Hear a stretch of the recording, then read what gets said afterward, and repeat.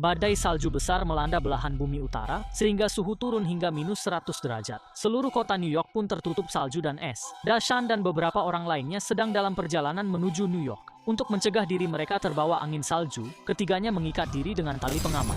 Tiba-tiba, tanah retak, dan mereka beserta barang bawaan mereka tergelincir ke bawah. Untungnya, di saat kritis, Dashan berhasil mengaitkan palu ke permukaan tanah. Sementara Lawang saat itu tergantung di udara. Di bawah mereka terdapat sebuah mall. Ternyata mereka telah berjalan di atas atap. Untuk mengurangi beban, Lawang memotong barang bawaan mereka. Namun kaca yang sudah rapuh akibat dingin tetap tidak mampu menahan berat ketiga orang itu. Melihat situasi ini, Pak Wang dengan tegas mengayunkan pisau dan memilih mengorbankan dirinya sendiri demi menyelamatkan keselamatan teman-temannya. Sementara itu, di perpustakaan, Cui Hua mengalami demam tinggi. Beberapa hari yang lalu, saat menghindari banjir, Cui Hua terluka oleh pecahan kaca mobil. Kini lukanya telah bernanah dan harus diobati dengan obat antiinflamasi. Xiao Shui memutuskan untuk pergi mencari obat, dan dua temannya ikut serta. Mereka berencana untuk mencari di kapal pesiar yang sebelumnya terdampar di sana. Tak lama kemudian mereka tiba di kapal dan berhasil menemukan obat antiinflamasi. Saat itu serigala abu-abu yang melarikan diri dari kebun binatang mengikuti jejak aroma obat tersebut dan berlari ke arah mereka. Tiga orang itu baru saja hendak pergi, serigala lapar itu menyerang mereka.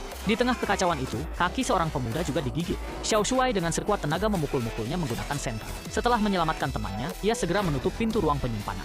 Namun, tinggal di dalam bukanlah solusi, karena pacarnya masih menunggunya untuk diselamatkan. Dia memanjat keluar dari balkon, masuk ke jendela di sebelahnya, mengalihkan perhatian serigala lapar yang mengintai di luar. Sementara dua temannya memanfaatkan kesempatan itu untuk melarikan diri. Di saat-saat genting, Xiao Shuai juga berhasil melepaskan diri dari pengejaran serigala lapar. Keduanya menyeret teman mereka yang terluka menuju perpustakaan. Saat itu, badai telah mengelilingi kota. Udara yang sangat dingin seketika membekukan puncak menara. Dan gedung itu pun terasa sangat dingin dari atas hingga bawah. Udara dingin dengan cepat menyebar ke dalam ruangan. Mereka sedang berlomba melawan maut. Untungnya mereka berhasil masuk ke dalam ruangan pada detik-detik terakhir dan segera menutup pintunya. Entah sudah berapa lama, badai itu perlahan mereda, dan sinar matahari yang telah lama tak terlihat akhirnya muncul kembali.